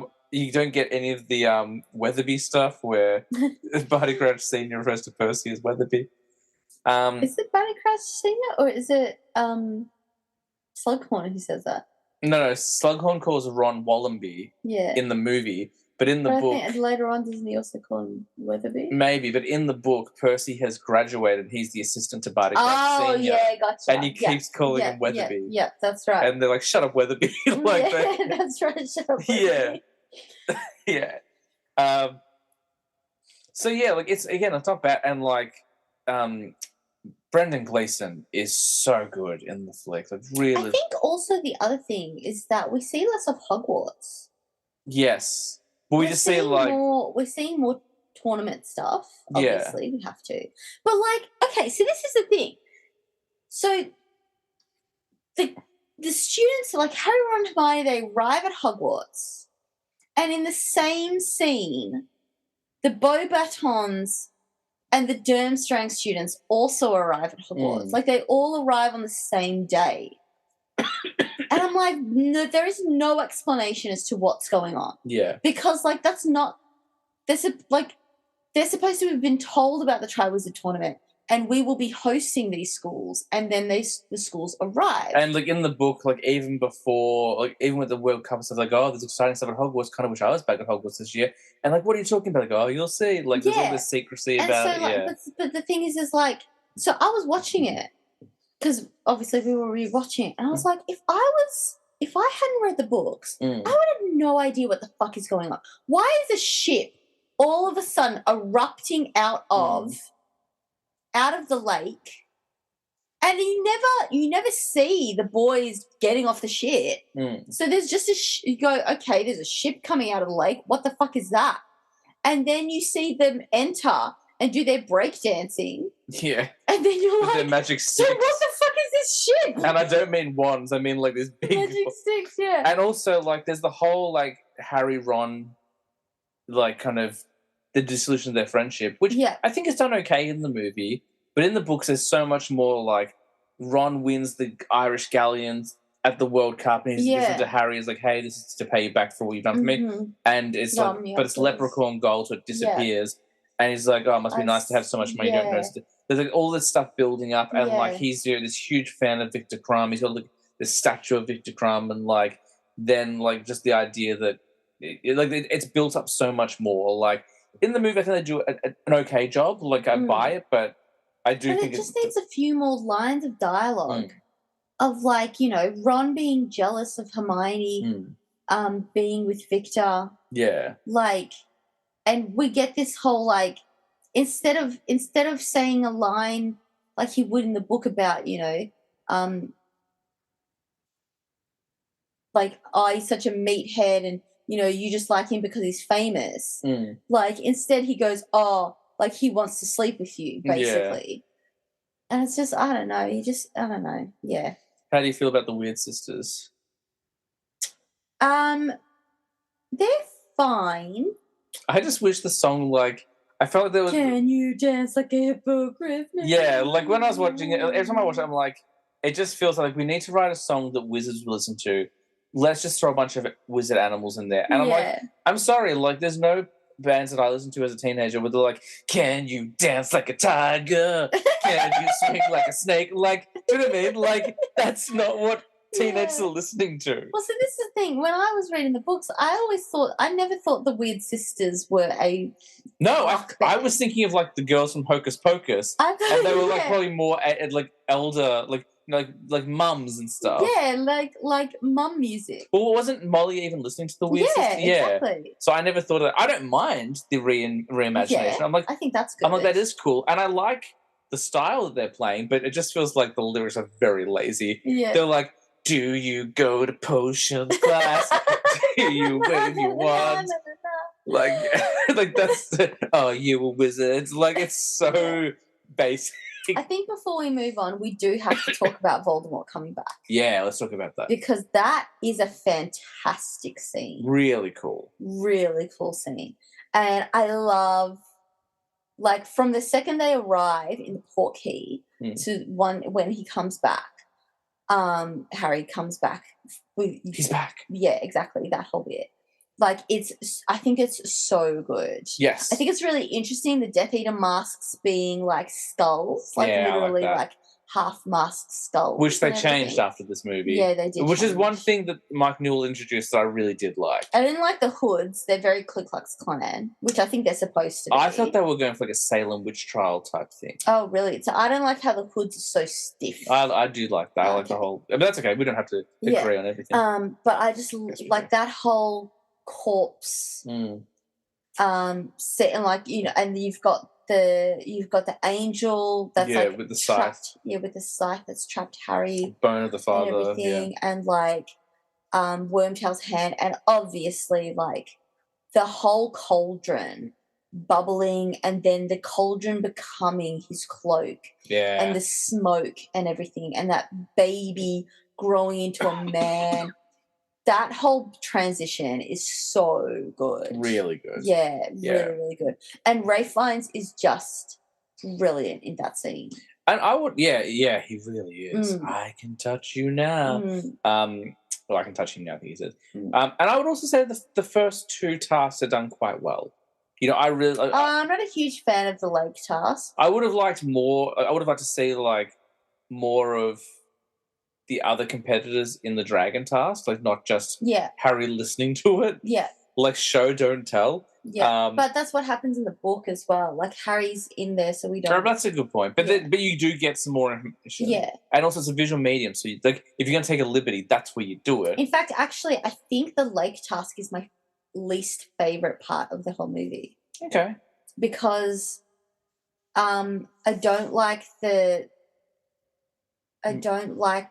how the mer people how the mer people look. I don't like how these stands are in the middle of the lake. I don't know. There's just something about it that I'm just like meh.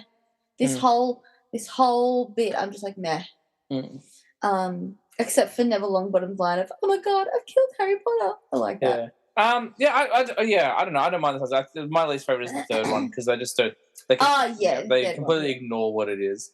And there's just like little bits and pieces like, you know, Crumb not being able to pronounce Hermione's name, like, or like when they go to the Quidditch field and like that's where they're growing the maze, and like, did anyone know what it is? And Crumb's like maze. Yeah, like stuff like that. I would have really liked. It's not a terrible film. It's definitely my least favorite in the series, and it's just because there's just so much not included, and like the fourth book is a really great book. Yeah, really well written. There's so much in there, and it just felt like more than anything else, they took a lot of like they just were like Quidditch World Cup. We don't need to show that. Like Winky looking after, you know, Barty Crouch Jr. We don't need that. Like seeing the third task properly. We don't need that. Like it's just like what it felt like. What can we cut? What can we cut out of this book? Yeah. What can we like? And I was like, instead of that, they should be like, what can we? How can we? Go on.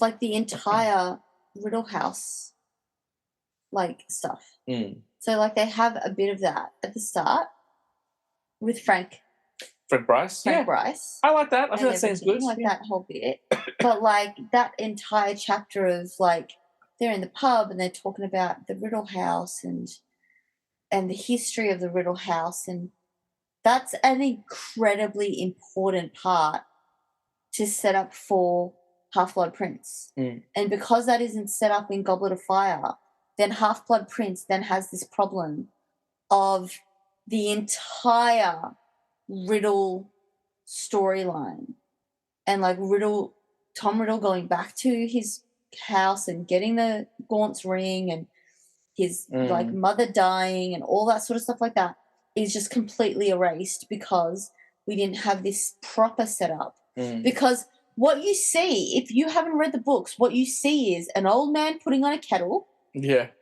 seeing a glow from a building, going inside, hearing Voldemort, being killed by Voldemort, and that's it. Yeah.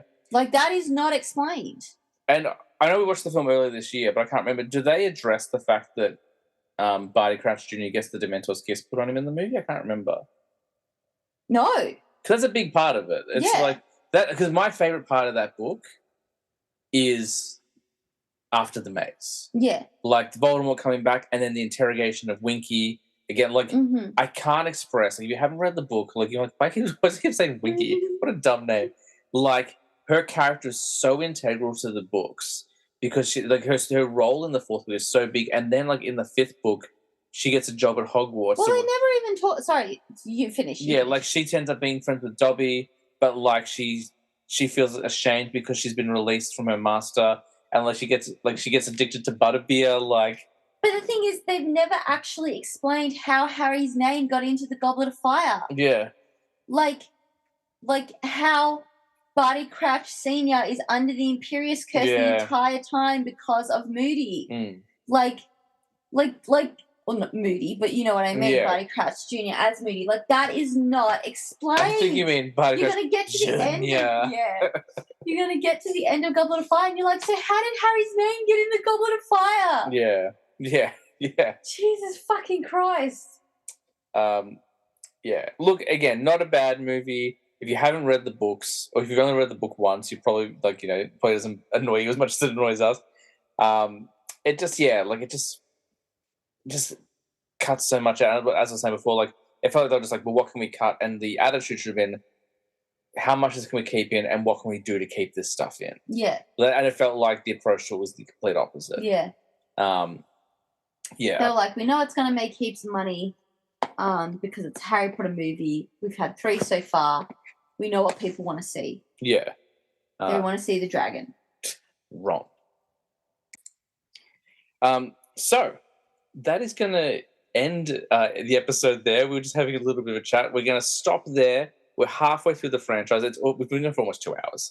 I mean, it could be less than that, but it feels like I'm looking at the clock. It feels like it's been almost 2 hours, and we've only covered half the films. The second half of the franchise is the most consistent because all one director, David Yates, looking after the last 4. And I don't want us to skimp. I want us to take our time to talk about the films, and I know you do as well. So we're going to cut it there, and what we'll do is it won't be next episode. In a couple of weeks' time, Tina and I are going to resume our conversation on the Harry Potter franchise. We're going to talk about Order of the Phoenix, Half-Blood Prince, and both Part 1 and 2 of Deathly Hallows as well. Before we wrap up today, Tina, do you have any final thoughts on the first half of the Harry Potter franchise? Anything we didn't cover you wanted to add? Yeah, I think they're just really missing a vital character. Is it Winky? No, it's a boy with the bezel in his pocket. Well, you have to explain that joke. So James and I were going through the list of, like, who the other Gryffindors are, because, like, there is never any mention of, like, the other girls other than Lavender Brown and Pavati Patil. Pavati? Padma. Pavati, because Padma's meant to be a Ravenclaw, but in the movies, like, whatever. Yeah, exactly. And then there's Hermione, and then there's no other girls mentioned. Ginny. No, Ginny's in a different year level. Oh, sorry, I thought you just meant Gryffindor girls in general. No, Gryffindor girls in the Harry's year level. Yeah, so it's Lavender, Pavati. And that whole concept of, like, how there's another group of children that we just never talk about. And so we got into this big, deep rabbit hole about all the named Harry Potter characters. And there's lists out there. And so James found a list, and on this list, it has all of the characters. Like, we're talking these obscure characters from the video games. Like, we're talking Prisoner of Azkaban video game. No, Nobody ever plays It wasn't whatever. video games. These were just the. But the picture that you showed me was from a video game. Yeah, but that wasn't. No, so what I looked up was I was just looking up like all Gryffindor students and like all students like in Harry's year level and stuff like that. Yeah. And I got to a list to a wiki, and it was the characters who were cast in the movie. And Oh, there is a right. character in one of the movies called Boy with a Beezer in his pocket, but he's so obscure they didn't even have a picture of him. They just took like a pixelated cartoon of him. Yeah, and there was another one as well. What was it? So it was boy with a beezer in his pocket, and then it was literally like girl who says not aviaphores, It was something like that. like lapaphores or something like that. It was And very. it's just so funny. What There is is it? boy who Here we kept a go. beezer in his pocket, and his eyes aren't even on the same level. There's in Slytherin. There's an unidentified boy who attended charm school. Yeah. Boy who fails aviaphores spells cousin. The boy who spelled it is the cousin of the boy. Boy who owned a magic hamster. Yeah. Like, what the fuck is this list? There is one thing we haven't talked about. I just Yeah. remembered, and that's the very unusual visual change in the first two movies onwards from Professor Flitwick, Yes. who's an old man in the first two movies, and then Yes. gets like he's like joining Panic at the And Disco. Crispin Glover Yeah, from Charlie's Angels haircut. yeah, like a black bowl cut. Yeah. Very strange. This, I prefer him in the first two. yeah, for sure. Yeah. We didn't talk about the singing toads. Look, Yeah. there's lots of stuff we haven't talked about. Like these films are so dense. There's so much involved, and obviously we're drawing comparisons to the books. So we're talking more about that, but there's so much to cover, which is why we're doing a part two. Yeah. This has been fun. I've Yeah, been it enjoying has. reminiscing. It's funny. We watched these movies earlier this year because Zoe's watching them. We watched them on repeat, but only certain parts. Yeah. So I'm only remembering like all the Ron scenes. Because Yeah. Zoe's obsessed with Ron Weasley. Well, that's going to do it for this week's episode. Thank you to Tina for coming on and talking magic with me. We're going to do part two in a few weeks' time. So stay tuned for that one. Before we wrap things up, if you want to support the show, you can jump online to Instagram, follow me. I was a teenage film snob, underscores between every single word. Give me a like, a comment, follow, send me a message. I respond to everything. I engage with the audience as much as I can. If you want to support the show financially, you can head to tpublic.com, search for I Was a Teenage Film Snob, or check the links in my Instagram page. Buy yourself a t-shirt. They're like $24 or something like that. First-time purchasers get 20% off as well. And the t-shirts are really cool. They look nice. They're comfy. They're designed by Josh. He's been on the show a number of times. And I make like no money off it. So it's really about just getting the word out there. So if you want a cool shirt, go buy one of those ones. And that will just about do it. Also, give the show a review. We never get any reviews. Jump onto Apple Podcasts or Spotify, wherever you get your shows, and give us a 1-star review, 5-star review. I don't really mind. Just talk about the show and tell me your top 5 favorite films. I'd love to hear it. Until then, though, I want to thank Tina once again. Thank you all for listening. No worries. And as I say every week on the show, guys, I was a teenage film snob, but I promise I'm trying to be better. We'll see you next week.